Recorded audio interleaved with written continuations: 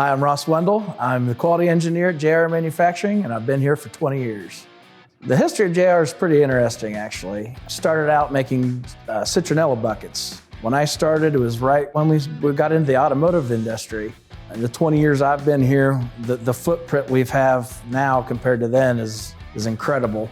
Just having one building here, now we're in Mexico, we're in Tennessee, we've got sister companies all globally. So primarily JR Manufacturing parts are automotive related. We're venturing out a little bit more into other things as far as tractor trailer seating as well and some other parts. Our parts are involved in just about any car you see going down the road. Primarily Honda, Toyota, Lexus, Mercedes, Ford, GM, pretty much anything you can think of.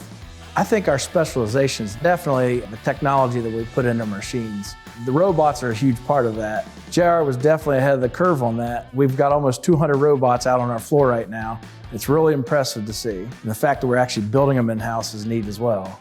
I love it here. I couldn't see myself anywhere else. If you're looking for a great place to work, visit jrmanufacturing.net.